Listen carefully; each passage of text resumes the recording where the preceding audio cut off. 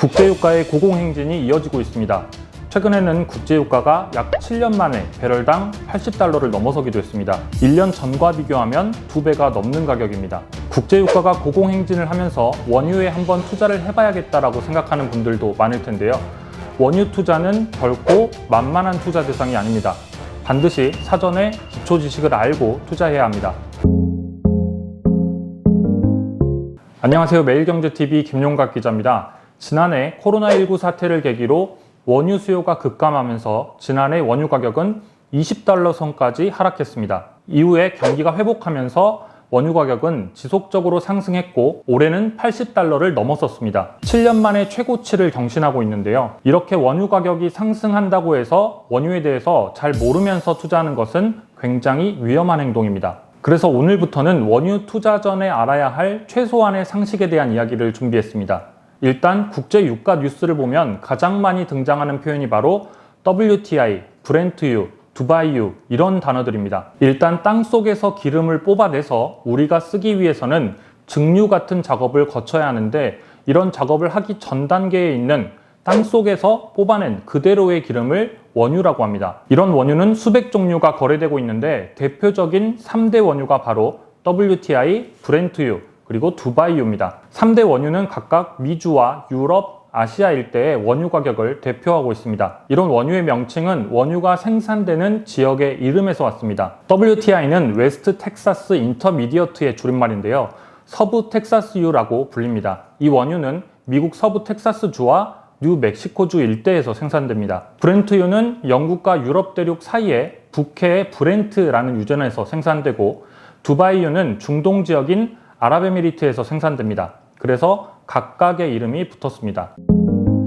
전 세계 모든 원유가 하나의 가격으로 거래되기에는 각각의 품질이 다르기 때문에 원유도 각각의 생산 지역에 따라서 다른 가격을 가지고 있습니다. 통상은 기름 속에 있는 유황의 성분에 따라서 품질이 결정되는데 유황이 덜 포함될수록 공해 물질이 적게 나오기 때문에 좋은 원유로 분류됩니다. 3대 원유 가운데서는 그래서 WTI가 가장 좋은 원유로 평가받고 실제로 가격도 가장 비쌉니다. 대표적인 국제유가 지표로 쓰이기도 합니다. 브렌트유는 바다에서 나기 때문에 유통이 쉽다는 장점이 있고 두바이유는 유황 성분이 많아서 아무래도 가격이 저렴합니다. 참고로 우리나라는 원유를 대부분 중동에서 수입하기 때문에 두바이유에 가장 큰 영향을 받습니다. 지금 말씀드리는 3대 원유는 각각 거래되는 곳이 다릅니다.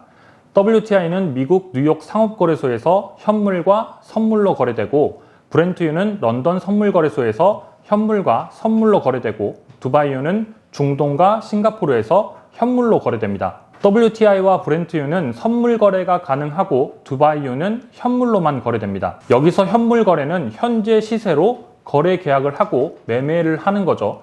반면 선물은 정해진 시점에 정해진 가격으로 거래를 하는 겁니다. 그렇기 때문에 WTI와 브렌트유의 경우에는 선물 가격이 영향을 미치게 됩니다. 실물 경제뿐만 아니라 금융시장과 상호작용을 통해서 가격이 결정된다는 의미입니다. 그래서 원유에 투자할 때는 단순히 수요와 공급에 따라서만 가격이 결정되지 않는다는 점을 명심하고 투자에 나서야 합니다. 반면 두바이유는 선물 거래가 없기 때문에 중동의 국가들의 생산 전략에 따라서 영향을 받게 되고요.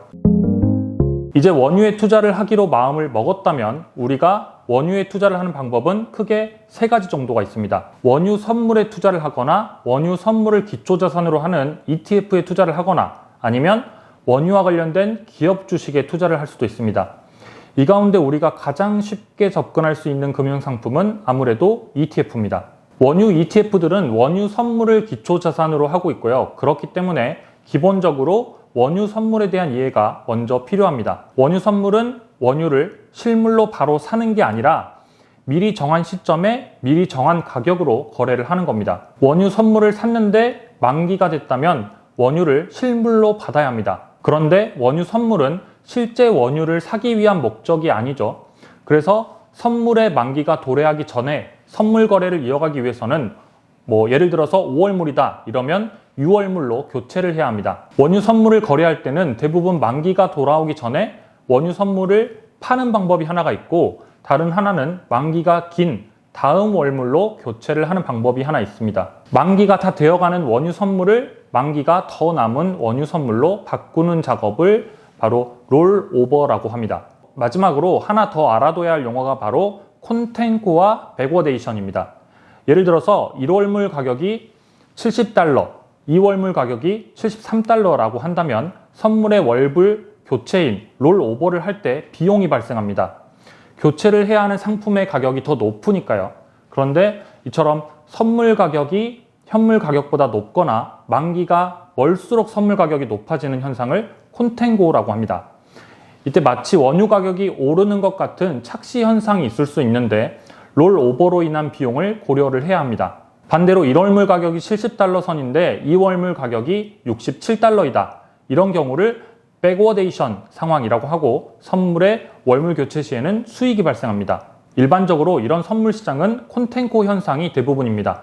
만기가 더 긴 원유 선물의 가격이 더 높다는 거죠. 그렇기 때문에 롤오버를 하면, 즉 만기가 더 긴 원유 선물로 교체를 하면 선물 가격은 상승한 것 같지만 비용이 발생합니다. 오늘은 본격적으로 원유 선물에 대한 이야기에 앞서서 반드시 알아둬야 할 용어와 기초 상식에 대한 말씀을 드렸는데요. 다음 화에서는 실질적인 투자와 보다 구체적인 이야기들로 찾아뵙도록 하겠습니다. 돈이 되는 정보 돈터치 매일경제TV 구독과 좋아요도 부탁드립니다.